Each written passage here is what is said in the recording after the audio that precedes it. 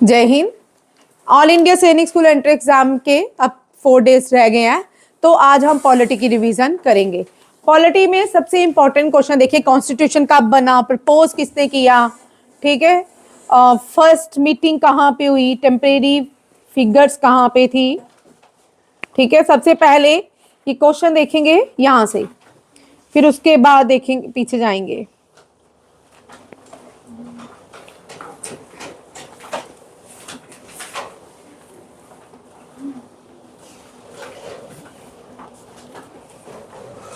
सबसे पहला क्वेश्चन देखिए, ये कंसेप्ट कहां से आया कि कॉन्स्टिट्यूएंट असेंबली होनी चाहिए, अपना कॉन्स्टिट्यूशन होना चाहिए। ये सबसे पहले कंसेप्ट किसने दिया? एम.एन. रॉय ने। किसने दिया? एम.एन. रॉय ने। ये first propose the concept in 1934। Very important question है।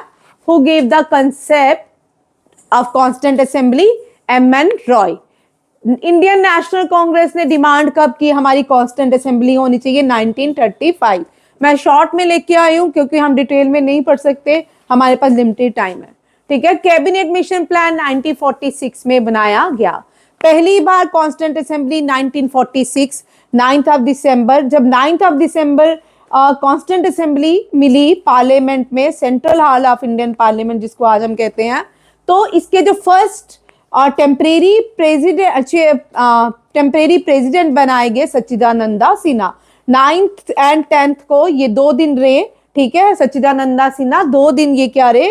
Temporary president doctor Sachchidananda Sinha. उसके बाद 11th ऑफ दिसंबर 1946 ये क्या बनाए गए? परमानेंट मेंबर अपॉइंट किए गए डॉक्टर राजेंद्र प्रसाद। डॉक्टर राजेंद्र प्रसाद भारत के पहले एग्रीकल्चर मिनिस्टर थे, longest serving president of India रह चुके हैं और भारत रत्न से सम्मानित है। डॉक्टर राजेंद्र प्रसाद जो है ये बिहार से आते हैं। गांधी जी की जो सबसे पहले सत्याग्रह मूवमेंट हुई चंपारण में, उसको लीड किया, गांधी जी को सपोर्ट किया वहां पे किसने? डॉक्टर राजेंद्र प्रसाद ने, ठीक है। और फिर ये स्टर्लिंग कमेटी के भी हेड थे और कॉन्स्टिट्यूएंट ड्राफ्टिंग कमेटी में, और एडॉक कमेटी के भी ये हेड रहे कौन? Doctor Rajendra Prasad. Constitutional adviser B N. Rao. B N. Rao constitutional adviser थे। एम.एन. राव, दोनों के नाम राव है, ये राव है, ये रॉय है, ठीक है। एम.एन. रॉय है, ये राव है। और कॉन्स्टिट्यूशनल एडवाइजर बी.एन. राव लिखो ना, क्यों नहीं लिख रहे?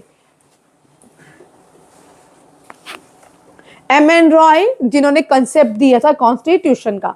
ड्राफ्टिंग कमेटी के चेयरमैन किसको बनाया गया? ऑन 29th ऑफ अगस्त 1947। 1946 जो कॉन्स्टिट्यूएंट असेंबली बनी थी उसके प्रेसिडेंट डॉक्टर राजेंद्र प्रसाद थे।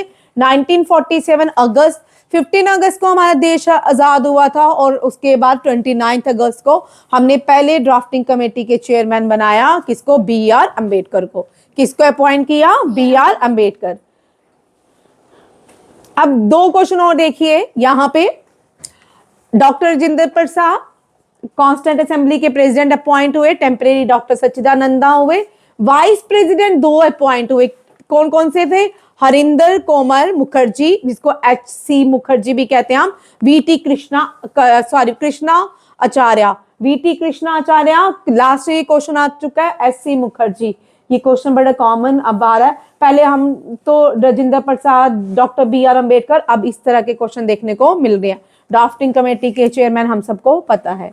कॉन्स्टिट्यूशन को बनने में कितना साल लगा? भारत के कॉन्स्टिट्यूशन को बनने में कितना टाइम लगा? ये याद रखिए, 2 साल 11 महीने 18 दिन। कितना लगा? 2 साल 11 महीने 18 दिन। इंग्लिश में बोलेंगे 2 years 11 months and 18 days to complete the Indian constitution. Constitution बनके तैयार हुआ 26 नवंबर 1949। 26 नवंबर को हम कॉन्स्टिट्यूशनल डे सेलिब्रेट करते हैं। कॉन्स्टिट्यूशनल डे कब सेलिब्रेट? लिख भैया, कॉन्स्टिट्यूशनल डे कब सेलिब्रेट किया जाता है? 26, ठीक है, 26 नवंबर। और रिपब्लिक डे हम सेलिब्रेट करते हैं 26 जनवरी। और इस दिन क्यों चुना? क्योंकि इस दिन हमने 1929, हमेशा याद रखिए, 1929 को हमने कंप्लीट इंडिपेंडेंस की बात की। किसकी बात की? कंप्लीट इंडिपेंडेंस की। कंप्लीट इंडिपेंडेंस का मतलब पूर्ण स्वराज की। किसकी? पूर्ण स्वराज। पूर्ण स्वराज का स्लोगन JL नेहरू ने दिया था। लाहौर सेशन था इंडियन, आपका हाथ उधर उधर करो और उधर करो, हाथ हिल रहा है यहाँ, हाँ। लाहौर सेशन ये कौन सा सेशन था? लाहौर सेशन। और यहाँ पे क्या कहा गया कि 26 जनवरी 1930 भारत आजाद हो जाएगा, पूर्ण कंप्लीट इंडिपेंडेंस मिल जाएगी। बट ऐसा नहीं हुआ, हम 1947 आजाद हुए जब हमारा कॉन्स्टिट्यूशन बन के तैयार हो गया 26 नवंबर को। उसके बाद हमने एनफोर्स कब किया पूरे भारत में? 26 जनवरी 1950।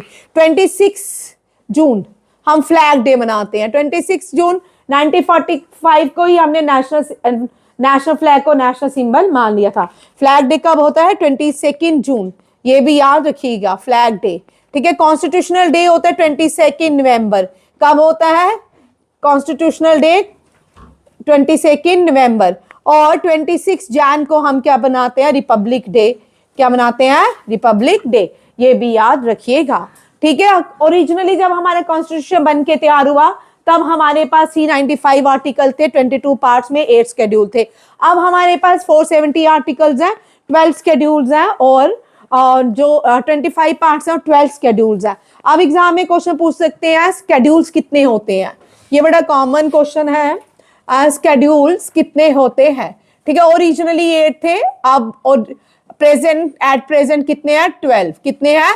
12। ये बड़ा कॉमन क्वेश्चन है, ये भी याद रखिएगा। आर्टिकल 1 जो है जिसको हमने तब चेंज कर सकते थे, यहाँ पे आर्टिकल 1 हमने लिखा India that is a Bharat. यहाँ लिख सकते हैं Bharat that is a India shall be the union of India.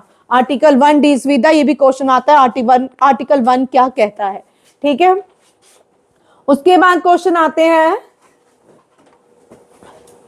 थोड़ी प्रेजेंटेशन आज, हाँ, ड्राफ्टिंग कमेटी के 7 मेंबर थे। कितने मेंबर थे ड्राफ्टिंग कमेटी के? 7 मेंबर थे। वो 7 मेंबर कौन कौन थे? B.R. अम्बेडकर चेयरमैन थे, N Gopala Swami Ayyangar, Alladi Krishna Swami Iyer, K M. Munshi, Syed Mohammad Saadulla, N Madhav Rao. B.L. Mitra को रिप्लेस किया था due to the ill health, and T.T. Krishnachari को D.P. खेतान ने रिप्लेस किया था। ये बड़े इंपॉर्टेंट है। 7 मेंबर्स थे ड्राफ्टिंग कमेटी के। कितने मेंबर्स थे? 7। ठीक है, इनमें से एक व्यक्ति जो है JNK का प्राइम मिनिस्टर बना था। आप लोगों के लिए JKSSB के लिए very important question. Father of Indian constitution B.R. Ambedkar को कहा जाता है। Constitutional adviser B.N. राव है। प्रेम्बल एक ही बार अमेंडमेंट हुआ है। प्रेम्बल जो है इसको रहने दो। प्रेम्बल जो है amendment 42nd amendment. 42nd amendment को हम मिनी कॉन्स्टिट्यूशन कहते हैं। क्या कहते हैं? लिख लो, मिनी कॉन्स्टिट्यूशन किसको कहा जाता है? 42nd amendment. और ये प्रियम्बल में 3 बातें, सोशलिस्ट, सेक्युलर, इंटीग्रेटेड जस्टिस, ये सारी बातें रखी गई हैं। प्रियम्बल को हम सोल ऑफ इंडियन कॉन्स्टिट्यूशन कहते हैं। किसको हम सोल ऑफ इंडियन कॉन्स्टिट्यूशन कहते हैं? Preamble, soul of Indian constitution. Article 32 को हम heart and soul of Indian constitution कहते हैं। हार्ट एंड सोल किसको कहते हैं? Article 32। Article 32 deal with the constitutional remedies. किसके साथ है? Constitutional remedies. और ये क्या है? Enforceable by law. मींस अगर कोई भी कॉन्स्टिट्यूशनल रेमेडी हमारी रेमेडीज को वायलेट करते हैं तो एनफोर्सेबल बाय लॉ, आपको कोर्ट ले जा सकता है। ये कॉन्स्टिट्यूशनल रेमेडी किसने दी? सुप्रीम कोर्ट ने। किसने दी? सुप्रीम कोर्ट ने। और ये जो रेमेडीज हैं 5 हैं। कितनी है? 5 है। इनको हम रिट्स कहते हैं। इनको क्या कहते हैं? रिट्स। ठीक है, सबसे पहले प्रोहिबिशन, मैंडामस, स्ट्रिक्टोरी, फिर आता है क्यू वारंटो, एंड लास्ट में आता है प्रोहिबिशन। ठीक है, ये सारी 5 हमारी क्या है? फंडामेंटल। ये 5 हमारी रिट्स हैं। ठीक है, ये वेरी इंपॉर्टेंट है। टोटल स्केड्यूल्स हैं 12 स्केड्यूल्स। ठीक है, कितने हैं? 12 स्केड्यूल्स। सबसे इंपॉर्टेंट जो स्केड्यूल्स हैं जो हम याद रखते हैं, नीचे से चलेंगे, सबसे इंपॉर्टेंट जिनसे क्वेश्चन आता है, स्केड्यूल 12, 11, 10, 9, 8, 7। शेड्यूल 12 जो है डील करता है म्युनिसिपल कॉर्पोरेशन से। किससे? म्युनिसिपैलिटी से। और ये जो शेड्यूल है 74th अमेंडमेंट है। ये कौन सी अमेंडमेंट है? 74th amendment. 11th schedule deal with Panchayati Raj, और ये है 73rd अमेंडमेंट। ठीक है, 10th जो है 10th deal with the anti-defection law. Anti-defection law, Article 52 deals with the anti-defection law. ठीक है, और नाइन्थ जो है फर्स्ट अमेंडमेंट, फर्स्ट अमेंडमेंट कौन से स्केड्यूल में हुई थी? नाइन्थ स्केड्यूल में। एट्थ में 22 ऑफिशियल लैंग्वेज जो है, eight schedule deal with 22 languages, किससे? 22 languages and 7 interstate centre state relation, centre state relation. अगर इन क्वेश्चन आता है स्केड्यूल से, इन 12 से लेके 7 तक में क्वेश्चन रहता है, ठीक है, वेरी इंपॉर्टेंट क्वेश्चन। नेक्स्ट देखो, अब कुछ कॉमन क्वेश्चन है, ठीक है। प्रेसिडेंट कौन होते हैं? प्रेसिडेंट जो होते हैं फर्स्ट सिटीजन ऑफ इंडिया होते हैं। क्या होते हैं? फर्स्ट सिटीजन ऑफ इंडिया, ठीक है। इनको अपॉइंट कौन करते हैं? Chief justice of India and attorney general, ठीक है। Current chief justice of India Surya Kiran है। अटॉर्नी जनरल कौन है? Suryakant. Chief justice of R Venkataramani attorney general है। लिख लो, आर वेंकटरमनी अटॉर्नी जनरल है, Suryakant current chief justice of India. First chief justice of India H J. Kania है। 50 chief justice of India D Y. Chandrachud है। 52 संजय खन्ना है। 53 जो है बी.आर. गवई है, ये भी लिख लो। Vice president very important. First president कौन है? ये देना, यहां पे देखिए, प्रेसिडेंट मैंने आपको फर्स्ट बता दिए। सेकंड प्रेसिडेंट बहुत इंपॉर्टेंट है। फर्स्ट वाइस प्रेसिडेंट बहुत इंपॉर्टेंट है, इसलिए इंपॉर्टेंट है, इनसे क्वेश्चन आते हैं। ये फर्स्ट वाइस प्रेसिडेंट थे doctor S Radhakrishnan, doctor S Radhakrishnan, ठीक है। और ये सेकंड प्रेसिडेंट ऑफ इंडिया बने। क्या बने? सेकंड प्रेसिडेंट ऑफ इंडिया कौन बने?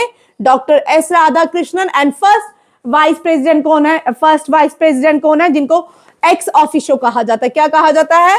Ex officio. और ये चेयरमैन बनते हैं राज्यसभा के। जो भी वाइस प्रेसिडेंट ऑफ इंडिया होते हैं वो क्या बनते हैं? चेयरमैन बनते हैं राज्यसभा के। याद रखिए, किसके चेयरमैन बनते हैं? राज्यसभा के। Current very important, CP Radhakrishnan. CP Radhakrishnan current vice chairman, vice president of India and chairman of Rajya Sabha है। और फर्स्ट कौन है? Doctor S Radhakrishnan, doctor S Radhakrishnan. याद रखिए, ट्रिक दोनों में राधाकृष्णन, एक सीपी राधाकृष्णन, एक एस राधाकृष्णन है, ठीक है। और जो वाइस प्रेसिडेंट होते हैं वो चेयरमैन तो होते हैं, कहां बैठते हैं? राज्यसभा में। कहां बैठते हैं? राज्यसभा में। कहां बैठते हैं? राज्यसभा में। ये याद रखिए, very important question. Prime minister जो होते हैं हेड ऑफ द गवर्नमेंट होते हैं। President head of the executive head of the country होते हैं। Prime minister head of the country नहीं होते, हेड ऑफ द गवर्नमेंट होते हैं and head of the council of ministers होते हैं। और क्या होते हैं? Head of the council of minister. और ये थर्ड सिटीजन ऑफ इंडिया कहलाते हैं। First citizen president and second senior citizen जो होती हैं वो प्रेसिडेंट की वाइफ होती है। थर्ड कौन होता है? Prime minister. Governor hold office during the अगर pleasure of the president, the constitution does not provide specific impeachment procedure for them, ठीक है। अगर प्रेसिडेंट को हमने किसी भी प्रेसिडेंट अगर कॉन्स्टिट्यूशन के अगेंस्ट काम करता है तो उसको हम एक प्रोसेस से बाहर निकालते हैं, दैट इज इम्पीचमेंट प्रोसेस। कौन सा प्रोसेस होता है? प्रोसीजर, वो इम्पीचमेंट प्रोसीजर होता है। अगर प्रेसिडेंट को हम वोटिंग देते हैं, प्रेसिडेंट के वोट लोकसभा की तरह नहीं होते, उसको इलेक्टोरल कॉलेज बोलते हैं। उसको क्या बोलते हैं? Electoral college. प्रेसिडेंट को जब भी चुना जाता है उस किस प्रोसीजर से चुनते हैं? Electoral college. अगर प्रेसिडेंट कॉन्स्टिट्यूशन के अगेंस्ट काम करता है तो उसको किस प्रोसेस से बाहर निकालते हैं? Impeachment procedure. Very important question. India में इलेक्शन कौन करवाता है? Election commissioner. Current election commissioner कौन है? 3 क्वेश्चन इलेक्शन कमिश्नर से याद रखिएगा। करंट है, एक मिनट, अभी किसने बोला सही आंसर बोला? हाँ बोल। खड़े हो, शाबाश, खड़ा है।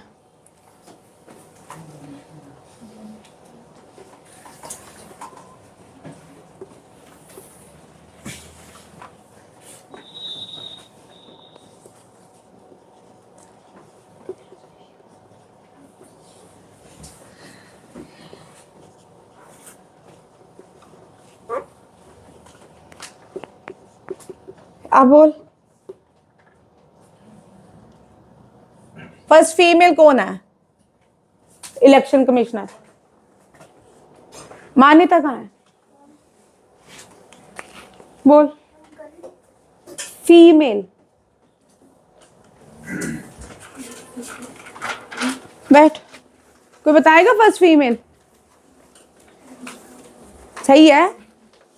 ओए बोल,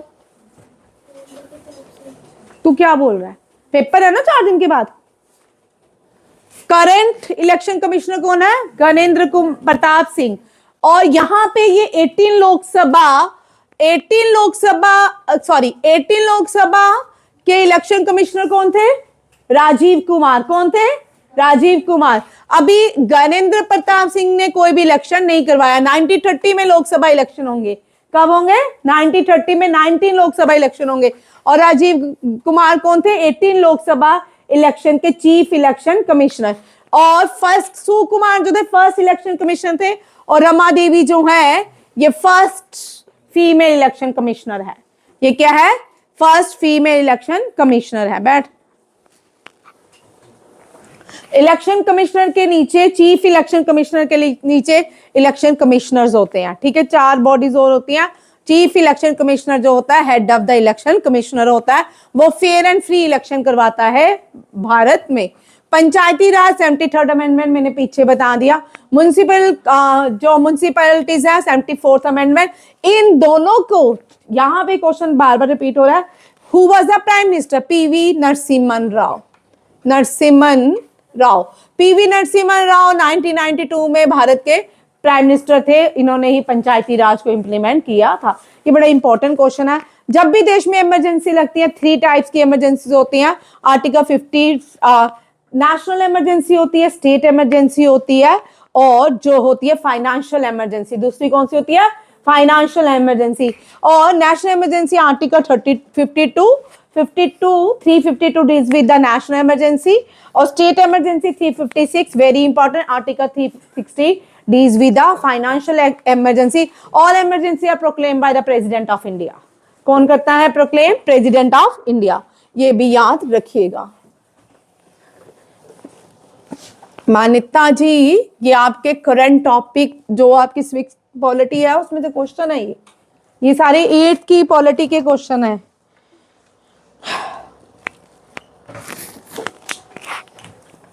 राज्यसभा, लोकसभा।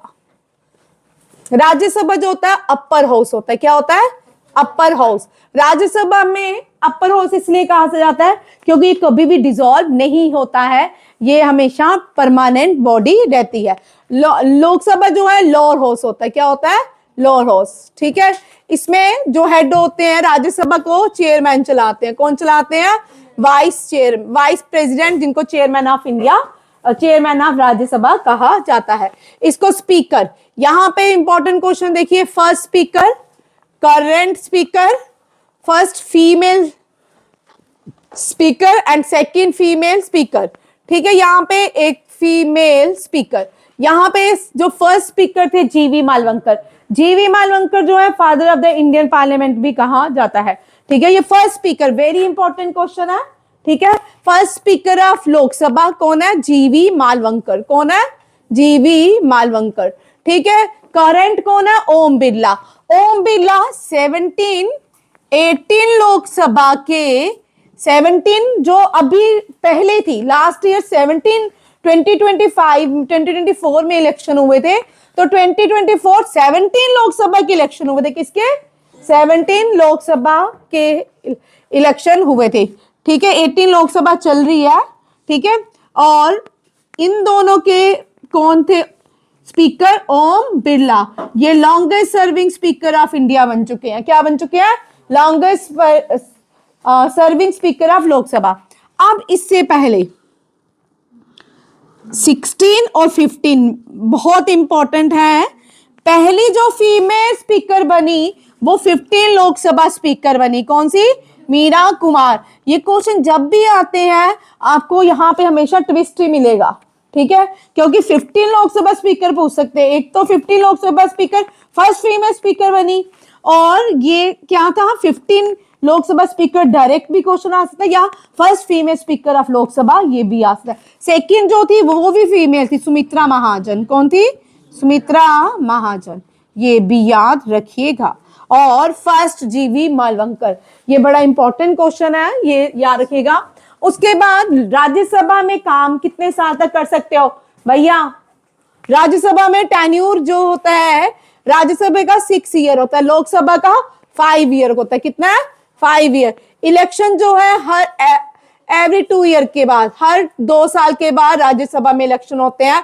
यहाँ पे इलेक्शन 5 ईयर्स के बाद। और जो मेंबर होते हैं उनकी एज क्या होनी चाहिए? 30 ईयर्स क्या होनी चाहिए, और यहाँ पे 25 ईयर्स। ये तीनों पॉइंट याद रखिए, यहाँ पे सबसे ज्यादा क्वेश्चन पूछे जाते हैं। टेन्यूर पूछा जाता है, और इलेक्शन पूछे जाते हैं, और एज पूछी जाती है, ठीक है। और अपर हाउस, ये जो है ये यहाँ पे head of the council of minister होते हैं, head of the council of ministers बैठते हैं। यहाँ पे कौन बैठते हैं? Council of minister. और head of the council of minister कौन होते हैं? Prime minister. कौन होते हैं? Prime minister. अपोजिशन लीडर कौन है लोकसभा के? राहुल गांधी। कौन है? राहुल गांधी। लिख लो क्वेश्चन, अपोजिशन जो है राहुल गांधी है। यहाँ पे राज्यसभा के अपोजिशन मल्लिकार्जुन खड़गे, मल्लिकार्जुन खड़गे, ठीक है, ये भी याद रखिएगा। नेक्स्ट क्वेश्चन देखिए, और इनके मेंबर सबसे इंपॉर्टेंट हैं। 250 मेंबर्स हैं, 238 प्लस 12 होते हैं, और इनके जो है 552। ये स्ट्रेंथ कभी कम ज्यादा होती रहती है। ओरिजिनली अभी 554 भी हैं, बट ज्यादातर 552 ही रहते हैं, ठीक है। जॉइंट सिटिंग में कौन प्रेजाइड करता है दोनों लोकसभा राज्यसभा को? Speaker of Lok Sabha. कौन करता है? स्पीकर ऑफ लोकसभा, ये भी याद रखिएगा।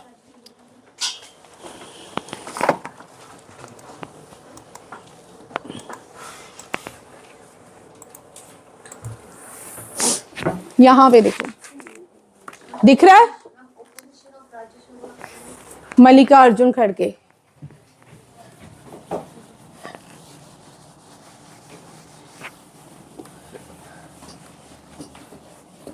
ये था थोड़ा बेसिक। अब यहाँ पे देखो, first women chief election Rama Devi, first female speaker of Lok Sabha Meera Kumar, first speaker of Lok Sabha adjourn, ये गलत है, ये छोड़ देते हैं आपके। Which schedule was added to the constitution by 73rd amendment? 11th schedule. कौन सा था? 11th schedule. Which amendment of the constitution provided constitution status to panchayati raj institution? 73rd amendment. ये अभी किया। Panchayati raj system was started in India in which state of India? कहाँ पे? Rajasthan and Andhra Pradesh. यहाँ पे ये जो पंचायती राज सिस्टम JL नेहरू ने राजस्थान में इंप्लीमेंट की थी, ये भी याद रखिए। When and where was the Panchayati raj system in India introduce? कौन सा गांव है? नागौर डिस्ट्रिक्ट है राजस्थान की। October 2nd 1959 उस दिन हम क्या मनाते हैं? गांधी जयंती। याद रखिए। विच कमेटी रिकमेंड 3 टायर? पंचायती राज सिस्टम लाने के लिए इनको फादर ऑफ द पंचायती राज लिखो। फादर ऑफ द पंचायती राज बलवंत राय, ठीक है, लिखो बलवंत राय मेहता। लिखो ये क्वेश्चन, कभी ये क्वेश्चन में से स्किप हो गया इस बार। फादर ऑफ पंचायती राज, ये भी क्वेश्चन आ सकता है फादर्स में। फादर ऑफ पंचायती राज बलवंत राय मेहता। बलवंत राय मेहता ने ये 3 टायर सिस्टम बनाया था, जिसमें कि यह बात की गई थी, पंचायती राज सिस्टम की बात की गई थी, ठीक है। और आगे चलते हैं, ये आपके काम के नहीं है। वही बोल। यहाँ देखो, Lok Sabha lower house of the parliament of India कहलाता है। यहाँ पे रिप्रेजेंटेटिव लोग जो चुन के अपना रिप्रेजेंटेटिव लोकसभा में भेजते हैं। First speaker of Lok Sabha GV Malankar, current Lok Sabha Om Birla. Maximum strength 552 होती है, जिसमें 552 मेंबर्स होते हैं elected by the states. 12 members जो आते हैं यूनियन टेरिटरी से आते हैं लोकसभा में। कितने आते हैं? 20 जो है वो यूनियन टेरिटरी से आते हैं। 12 जो है वो राज्यसभा में nominated by the president of India. कौन नॉमिनेट करता है? प्रेसिडेंट ऑफ इंडिया, ठीक है। और 15 और 16 लोकसभा जो थी फीमेल थी, ठीक है। Meera Kumar from Indian national Congress and Sumitra Mahajan from BJP। Rajya Sabha को अपर हाउस बोलते हैं। मेंबर राज्यसभा कभी डिसॉल्व नहीं होती, Lok Sabha can dissolve any time. कभी भी आज प्राइम मिनिस्टर डिजाइन करता है तो प्रेसिडेंट क्या करते हैं? डिसॉल्व कर देंगे। पूरी की पूरी कैबिनेट डिसॉल्व हो जाएगी। ठीक है, ये भी मिनिमम एज 30 ईयर्स है, यहाँ पे 25 ईयर्स है, यहाँ पे काम करने का 6 ईयर है, यहाँ पे 5 है, ये अभी मैंने आपको बताया। ये सबसे इंपॉर्टेंट क्वेश्चन आपको यहां से एग्जाम में आता है। ठीक है, part 3 of the Indian constitution deal with the fundamental rights. लिखो, which parts of the constitution deal with the fundamental right? Part 3। How many fundamental? Originally there are 7 fundamental. Originally कितने फंडामेंटल राइट हैं थे? 7। अब कितने हैं? 6। कौन कितने हैं? 6। और जो 6 है, ये जो 7 था ये प्रॉपर्टी राइट था। कौन सा था? Property right. और इसको क्या कर दिया गया? डिस्कार्ड कर दिया गया। और 44th अमेंडमेंट में, कॉन्स्टिट्यूशन की 44th अमेंडमेंट में इसको लीगल राइट बनाया गया। क्या बनाया गया? Legal right. ये भी याद रखिएगा, ये वेरी इंपॉर्टेंट क्वेश्चन, ये बहुत बार रिपीट होता है। ओरिजिनली 7 फंडामेंटल राइट थे, अब कितने हैं? 6। कौन से 7th को डिलीट किया? राइट टू प्रॉपर्टी को। राइट टू प्रॉपर्टी क्या फंडामेंटल? क्वेश्चन आता है, राइट टू प्रॉपर्टी क्या फंडामेंटल राइट है या लीगल राइट है? ये क्या है? Legal right. ये भी याद रखिएगा। यहां पे the originally constitution had 7 fundamental right, but by the 44th amendment the right to property was removed from the list of the fundamental right. Very important question. ठीक है, और देखो कौन कौन से फंडामेंटल राइट्स है। Article 12 to article 35। लिखो, article जो पॉइंट्स बोलती है वो लिखते जाओ, एग्जाम में पूछे जाते हैं। Article 12 to 35 deals with the fundamental right. कितने आर्टिकल 12 बेटा लिखो ना ऊपर, to article 35 deals with the fundamental rights. आप देखो, right to equality deals with article, लिखो article 14 to article 18 deals with right to equality। Article 19 to 22 right to freedom। right against exploitation table बनाओ, yes बना हुआ है क्योंकि ये इस तरह ही क्वेश्चन आपको पूछे जाते हैं।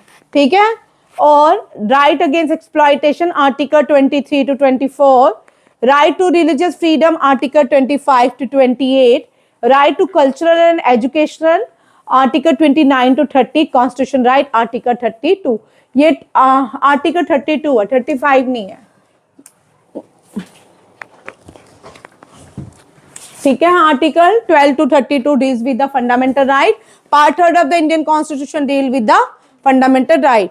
Part 4 deals with the fundamental duty. लिखो, part 4 deals with the fundamental duty.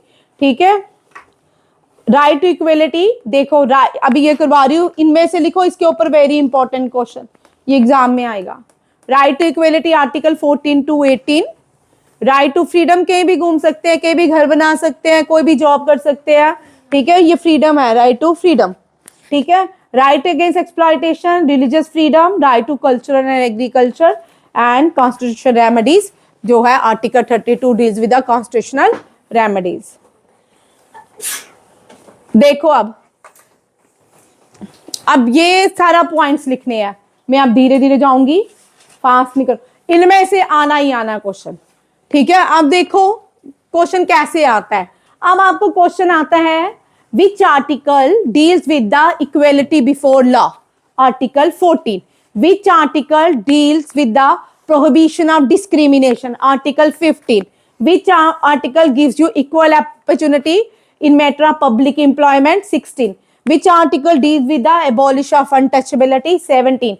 Which article deals with the abolition of titles? 18. Abolition of title, कोई भी अगर किसी को भारत रत्न मिलता है या परमवीर चक्र मिलता है, अपने घर की नेम प्लेट के आगे ये नहीं लगा सकता, टाइटल्स को एबॉलिश करता है आर्टिकल 18।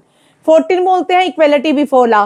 भारत में सबको इक्वेलिटी है on the caste of discrimination, race, sex, religion के हिसाब से। ठीक है, प्रोहिबिशन, अगर आप किसी को डिस्क्रिमिनेट करते हो 15 में, आपको पनिशमेंट भी हो सकती है। अगर आप किसी को शेड्यूल कास्ट बोलते हो तो आपको जेल भी जा सकते हो। आर्टिकल 16 आपको देता है आप equal opportunity in matter of public employment, आपके जो सैलरीज हैं वो सबकी इक्वल अपॉर्चुनिटी सबके लिए, भारत के लिए, चाहे वो किसी भी कास्ट, रेस, सेक्स से है, उसको इक्वल अपॉर्चुनिटीज दी जाएंगी। Abolition abolition untouchability and abolition title, very important, ये लिखो अपनी कॉपी में। 14, 15, 16, 17, 18, वेरी वेरी इंपॉर्टेंट क्वेश्चन।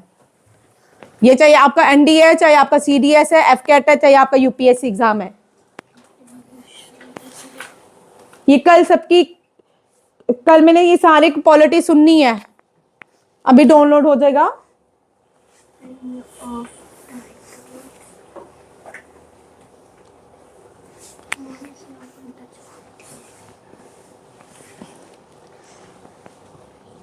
इनके ऊपर लिखो, very very important question exam में आएंगे। इन 5 में से तो रहता ही रहता है।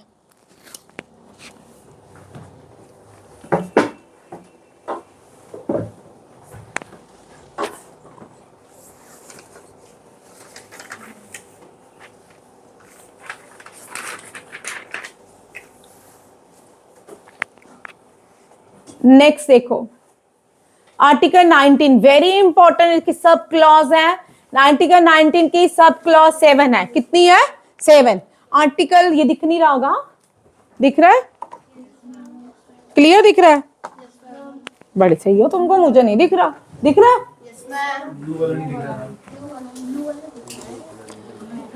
ओ भैया रुक जाओ।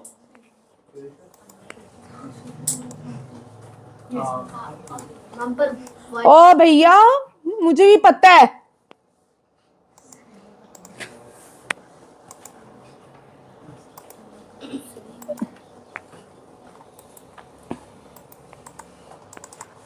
इसको क्या हो गया?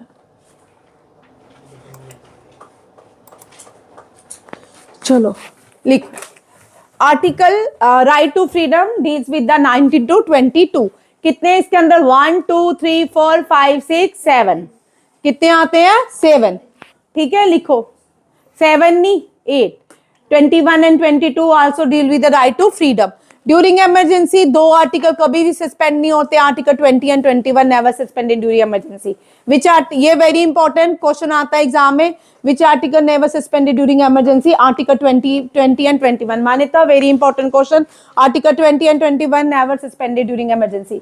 Article 19 right to freedom, very important. Right to freedom में क्या क्या है? राइट टू फ्रीडम का मतलब right of speech and expression. ये नहीं है कि देश को गाली दो, देश के तिरंगे को गाली दो, या नेशनल एंथम नेशनल सॉन्ग को गाली दो। इसका मतलब ये नहीं है। इसका मतलब आप कुछ भी बोल सकते हो, अपने आइडियाज को एक्सप्रेस कर सकते हो। फ्रीडम ऑफ असेंबली, कहीं भी इकट्ठे हो सकते हो, कुछ भी कह सकते हो। फ्रीडम ऑफ एसोसिएशन, कोई भी एनजीओ कोई भी ऑर्गेनाइजेशन बना सकते हो। फ्रीडम ऑफ प्रोफेशन, कहीं भी कोई भी कहीं भी इंडिया में कहीं भी रह सकते हो, कोई भी प्रोफेशन को अडॉप्ट कर सकते हो, कहीं भी प्रैक्टिस कर सकते हो। एक और रह गया freedom of reside, freedom of, एक रह गया असेंबली हो गया, एक और है आप कहीं भी अपना घर बना सकते हो, इंडिया में कहीं भी रह सकते हो, ये रह गया। आर्टिकल 20 जो है ये आपको बोलते हैं कि अगर आपने 5 क्राइम किए, आपको पकड़ा गया 5 क्राइम्स के लिए आपको अलग अलग पनिशमेंट नहीं दी जाएगी, आपको एक क्राइम की ही पनिशमेंट दी जाएगी। आर्टिकल 21 बोलते हैं protection of life and personal liberty. Article 20 and 21 can not be suspended during emergency, very very important. और आर्टिकल 20 में एक और क्लॉज है, कहा जाता है कि अगर आज मुझे पनिशमेंट मिली है, क्लॉज चेंज हो गया, लॉस चेंज हो गया, बट वो कल हुए थे, पर मेरी जो पनिशमेंट मुझे 20 को मिली है 20 की ही रहेगी, 21 की नहीं होगी। ठीक है, ये भी याद रखिएगा, वेरी इंपॉर्टेंट। इस क्वेश्चन को भी लिखो, very important. Freedom to right to freedom, article 90 to 22, right to freedom, speech and expression, assembly, association, professions, protection in respect of conviction of or offense, life and personal liberty deals with article 20, very very important. 21 20 and 21 is very important. Article 21 deals with the life and personal liberty.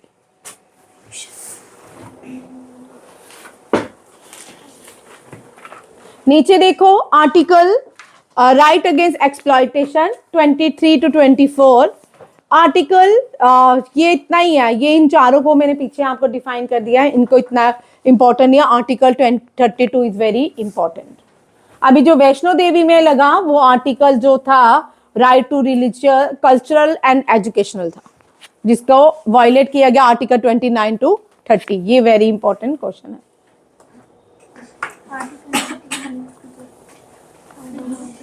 अब यहां पे question देखिए,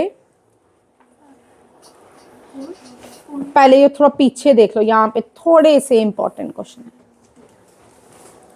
fundamental rights part 3 is with the fundamental right. Fundamental rights comes under article 12 to 35। First country जो इसने fundamental rights हमने कौन से दे, USA से बोरो किए। किससे बोरो किए? यूएसए से। ओरिजिनली फंडामेंटल राइट्स कितने थे? 7। अब कितने हैं? 6। प्रॉपर्टी टू राइट हमने डिलीट किया। ये अमेंडमेंट से क्वेश्चन आता है। Which amendment? Constitutional amendment. ये अमेंड 44th अमेंडमेंट है 1978 में की गई।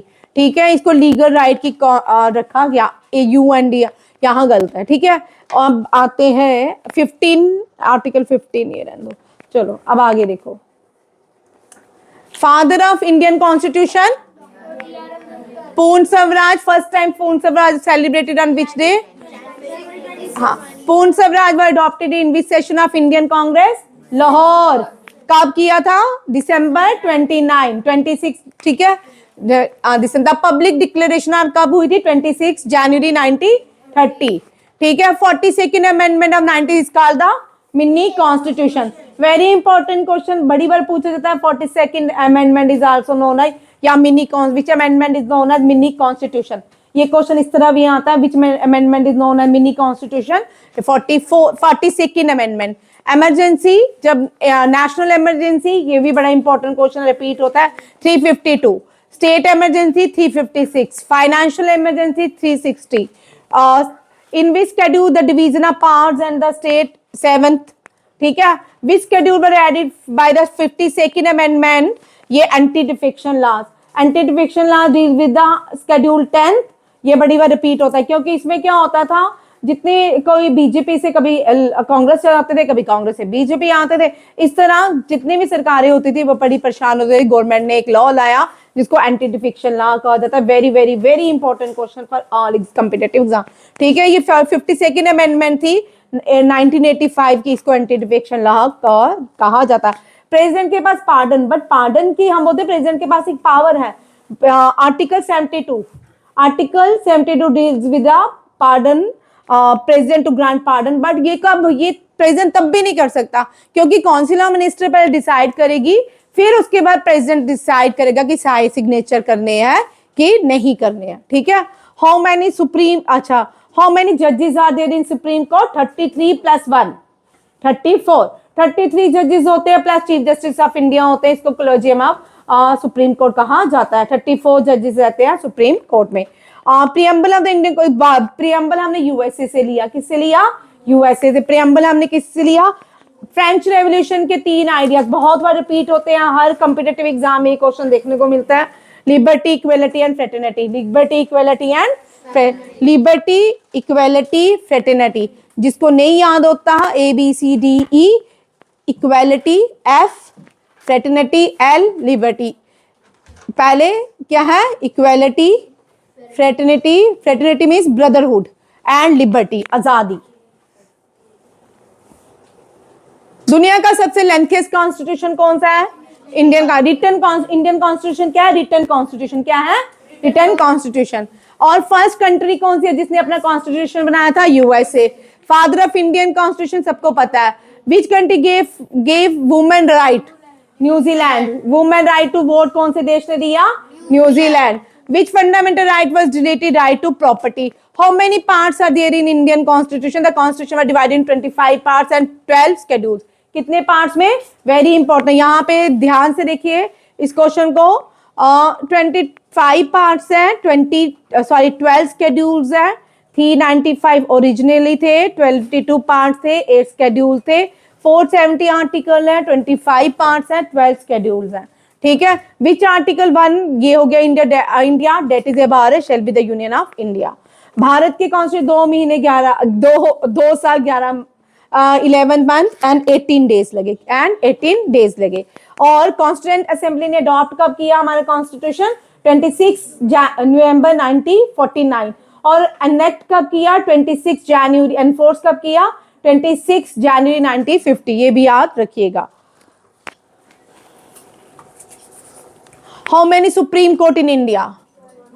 जजेस इन सुप्रीम कोर्ट, ये क्वेश्चन आते हैं. How many high court in India? Chief justice of India first. अब 49 चीफ जस्टिस यू ललित कौन है? करेक्ट. ये 50th है. करंट कौन है? सूर्यकांत. फ्रेंड कौन है? यहां देखो कंट्रोलर ऑडिट, ये है कंट्रोलर भाई, कंट्रोलर ऑडिट जनरल. ठीक है, कंट्रोलर ऑडिट जनरल कौन है?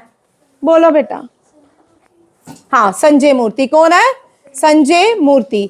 अब संजय मूर्ति जो है कंट्रोलर ऑडिट जनरल है, इनका टेन्योर 6 ईयर रहेगा. क्या रहेगा?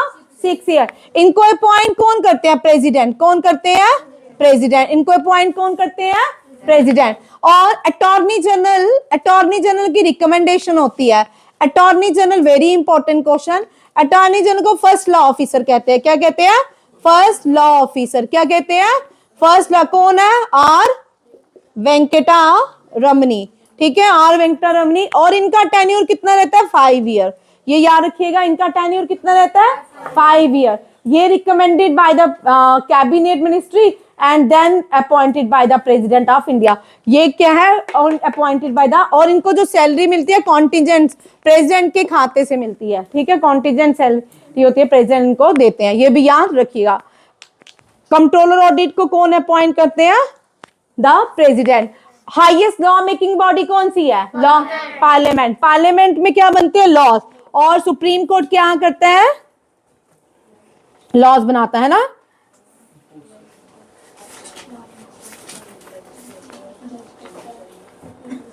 सुप्रीम कोर्ट क्या करता है? लॉज खाता है ना. हाईएस्ट जुडिशरी पावर होती है. हाईएस्ट जुडिशरी पावर किसके पास होती है? सुप्रीम कोर्ट के पास. First attorney general M C Setalvad. कौन है? एमसी. इस बार संजय मूर्ति रट लो, क्वेश्चन आएगा. Controller audit general. R Venkata Ramani कौन थे? कौन है? First law officer, attorney general of India. ठीक है. और फर्स्ट लॉ मिनिस्टर कौन थे? B R Ambedkar. Who wrote Indian constitution by hand? Prem Behari Narain Raizada. किसने लिखा है? प्रेम बिहारी रायजादा. किसने लिखा? याद रखिएगा. 17 and 18 लोकसभा स्पीकर.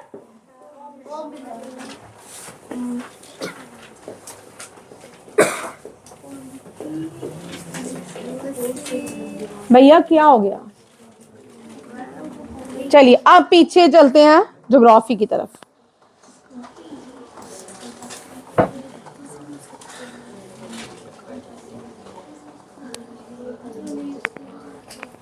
यहां देखो, हिमालयन रिवर. ये पॉलिटी के कुछ क्वेश्चन जो आपको आ सकते हैं, ये वाले. आपको पूरी पॉलिटी नहीं पूछते, ठीक है, लिमिटेड पॉलिटी से क्वेश्चन रहते हैं क्योंकि आपके सिलेबस में इतने ही चैप्टर है. हिमालयन रिवर्स जो स्नोफेड होती है उनको पेरिनल रिवर भी कहा जाता है. इंदस, गंगा, ब्रह्मपुत्र ये स्नोफेड रिवर है, ये ग्लेशियर से निकलती हैं और ये हिमालयन रिवर्स कहलाती है. इंदस, गंगा, ब्रह्मपुत्र जो है बे ऑफ बंगाल में मिलती है, ये ईस्टर्न फ्लोइंग रिवर भी कहलाती है. पेनिसुलर रिवर जो होती है ये भी सारी ईस्टर्न फ्लोइंग रिवर्स है. गोदावरी, कृष्णा, महानदी, कावेरी. ये नॉन पेरिनल रिवर है, ये हिमालयन रिवर नहीं है, ये मानसूनर रिवर है. हम कर चुके हैं, डिटेल में नहीं पढ़ा रही, मैं सिर्फ रिवीजन दे रही हूँ, ज्योग्राफी की रिवीजन नहीं दी. ठीक है. Western flowing Narmada, Tapi. नर्मदा, तापी. ये जो है ये क्या है? वेस्टर्न. ये वेस्टर्न फ्लोइंग रिवर है, ये अरेबियन सी जाती हैं. कहाँ जाती हैं? अरेबियन सी. यमुना और सोन दोनों गंगा की ट्रिब्यूटरी है. अच्छा जी, अर्शवीर थोड़ा खड़े हो ना, चल. इंदस की ट्रिब्यूटरीज बोल. इंदस की ट्रिब्यूटरी बोल भैया. ये डॉर्सी, चल भैया तू भी बोल. अमायरा. इंदस, चिनाब, झेलम, ब्यास, सतलुज. Very good. रावी. रावी कौन कौन सी है? इंदस की ट्रिब्यूटरी चिनाब, झेलम, रावी, ब्यास, सतलुज. और लार्जेस्ट ट्रिब्यूटरी कौन सी है इंदस की? सतलुज. कौन सी है? लार्जेस्ट ट्रिब्यूटरी ऑफ गंगा कौन सी है? यमुना। यमुना की कौन सी है? चंबल। यमुना की कौन सी है? चंबल। यमुना की सब ट्रिब्यूटरी का मतलब जो नदी गंगा को मिलती है, यमुना को मिलती है, इंडस को मिलती है, उनको ट्रिब्यूटरी कहा जाता है। आप ये क्वेश्चन देखो, गंगा लास्ट वन आज फाइनल में करवा रही हूं, ठीक है। गंगा ओरिजिनेट होती है गंगोत्री से। गंगा गंगोत्री से ओरिजिनेट होती है, क्या बोलते हैं शिव्या? गंगोत्री में गंगा को गंगा बोलेंगे, क्या बोलेंगे? जो बोलते हैं, चल। गोमुख से, और गंगा जो है गोमुख से, जगह का नाम क्या है? गोमुख। गोमुख में जो गंगा निकल बहती है, जो गंगा बहती है, उस गंगा को किस नाम से जानते हैं हम? हाँ, भागीरथी गंगा। कौन सी? भागीरथी गंगा। इसको क्या कहते हैं? भागीरथी गंगा। ये भागीरथी अपना चलती है, यहां से एक और नदी आती है, फिर ये यहाँ पे आके मिलती है। ये भागीरथी गंगा है, ये अलकनंदा है। कौन सी? अलकनंदा। अलकनंदा दोनों कहाँ मिलती है? देवप्रयाग। कहाँ मिलती है? देवप्रयाग। और देवप्रयाग में गंगा का सफर शुरू होता है। गंगा आगे ऋषिकेश जाती है, ऋषिकेश से ये आगे हरिद्वार एंटर करती है, हरिद्वार से ये उत्तर प्रदेश घूमती है, बिहार घूमती है, बिहार से ये बंगाल जाती है। उत्तर प्रदेश में है ना भाई प्रयागराज, ठीक है। उत्तर प्रदेश में प्रयागराज है, यहाँ गंगा यमुना सरस्वती मिलती है। कहाँ पे? प्रयागराज। कहाँ पे? प्रयागराज। प्रयागराज में गंगा को यमुना मिलती है, और कौन मिलती है? सरस्वती, ठीक है। तीनों ही हिमालयन रिवर है। याद रखिएगा, अलकनंदा, भागीरथी गंगा कौन सी जगह मिलती है? देवप्रयाग। और वहां से कौन सी नदी बनती है? गंगा। कौन सी बनती है? कौन सी बनती है? गंगा। गंगा उसके बाद कहाँ जाती है? ऋषिकेश को क्या कहा जाता है निकनेम? हाँ, yoga city of India. Yoga city of India कौन सा है? ऋषिकेश। और इनमें से दोनों में से कौन, ऋषिकेश या हरिद्वार? गंगा का कुंभ का मेला कौन सी जगह लगता है? ऋषिकेश में लगता है, हरिद्वार में? हरिद्वार। कहाँ पे? हरिद्वार। चल, यहां पे प्रयागराज में कुंभ का मेला लगता है, कौन सी नदियों के किनारे लगता है?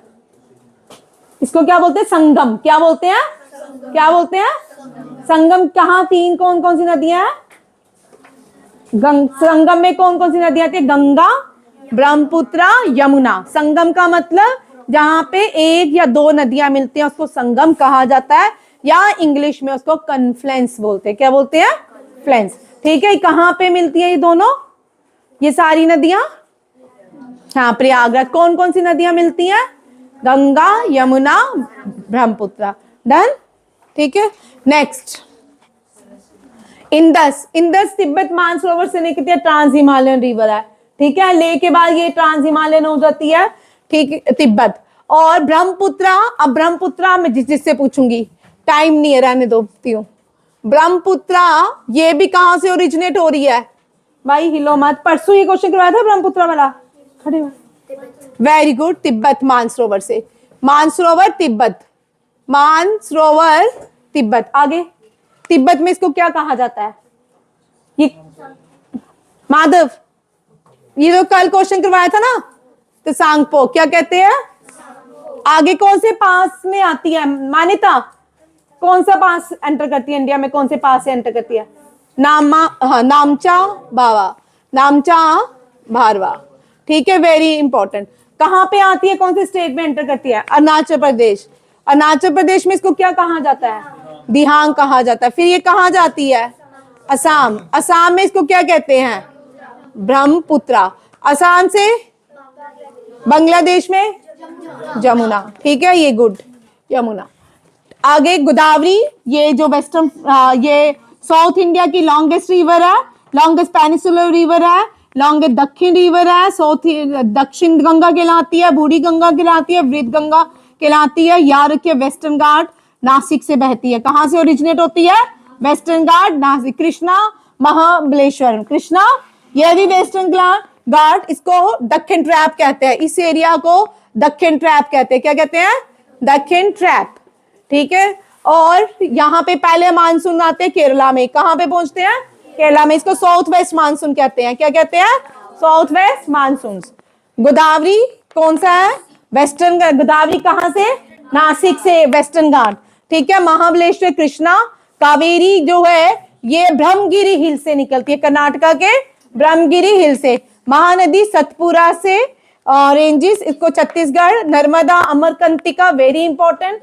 और इनमें से कौन सी रिवर है जिनके किनारे कुंभ का मेला लगता है? 2 कुंभ के मेले और लगते हैं, बोलो कहाँ पे? एक उज्जैन, एक नासिक। एक उज्जैन, एक नासिक। उज्जैन में कौन सी नदी के किनारे? Shipra.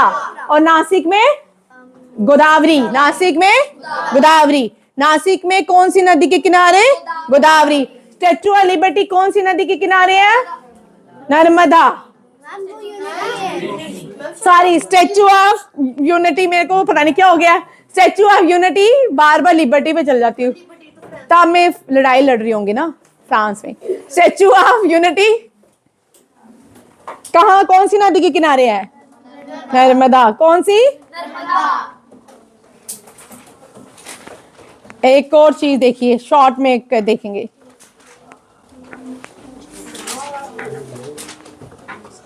Missile man of India, oldest paramilitary force, highest battlefield in the world, first defence minister of India, Baldev Singh, Baldev. National defence academy, Khadakwasla, Pune. First person to get Param Vir Chakra. यहाँ नहीं आंसर लिखा मैंने, क्वेश्चन मैंने चेंज कर दिया। मेजर सोमनाथ। ठीक है, मेजर वज्र परिहार हम कौन सी कंट्री के साथ एक्सरसाइज करते हैं? बैठ मान्यता, बैठ माधव। इंडिया एंड गरुड़ा शक्ति, ये लिखने के लिए रखे हैं मैंने, यहाँ रट्टे चढ़ाने के लिए थोड़ी रखे हैं। Shakti India and France, SIMBEX India and Singapore, Dustlik India and Uzbekistan. लिखो भाई, ये 5 लिखो। स्पेशल फोर्सेस होती हैं, उनकी अपनी फोर्सेस होती हैं, यूएस की अपनी स्पेशल फोर्स है। वज्र परिहार, परिहार कौन कर रहा है भारत में? यूएस। गरुड़ा इंडोनेशिया, गरुड़ा शक्ति फ्रांस। शक्ति किसके पास है? गरुड़ा किसके पास है? इंडोनेशिया के पास। एस से सिंगापुर, आई से इंडिया, बी एम से multi bilateral exercise, ME multi bilateral exercise. Dustlik जो है इंडिया एंड उज्बेकिस्तान। लिखो भैया, जल्दी लिखो, ये क्वेश्चन आने वैसे करवाया है, 5-6 साल करवाती हूँ, अभी तक फिलहाल आया नहीं है। कभी गलती से आ ही जाए आपको, हर साल ये क्वेश्चन मैं करवाती हूँ सैनिक स्कूल में। आने में तो कभी भी आ सकता है, ठीक है।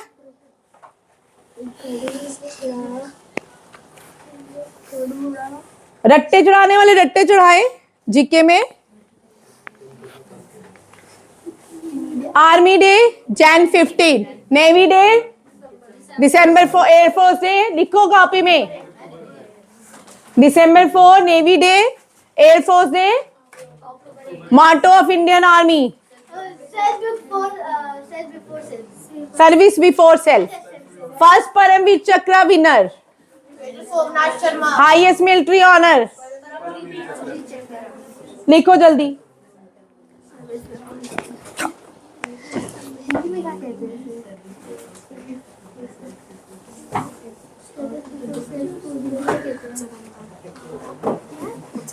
चलिए अभी यहाँ पे छोड़ देते हैं, ये लिख लो। Chief of defence Anil Chauhan, governor of RBI Sanjay Malhotra, ये करंट अफेयर है। NSA adviser Ajit Doval, naval staff Dinesh K Tripathi, air staff Amarpreet Singh. Amarpreet से इसका क्वेश्चन आएगा, लिख लो, 100% क्वेश्चन है, क्योंकि इंडियन एयरफोर्स ने बहुत काम किया है। कल से ड्रोन भी आ रहे हैं इंडिया में फिर से, चलो देखते हैं क्या रंग लाते हैं। ठीक है। नीति आयोग के CEO जो है BVR सुब्रमण्यम। लिखो, 1 मिनट चेक करूंगी। सुमन बेरी भी है, सुमन बेरी क्या है, ठीक है, चेक करूंगी मैं। फिर हमारा एग्जाम भी पोस्टपोन हो जाएगा। नहीं हो बेटो, एग्जाम थोड़ी पोस्टपोन, एग्जाम परसों है, परसों तक अटैक होने वाला इंडिया में।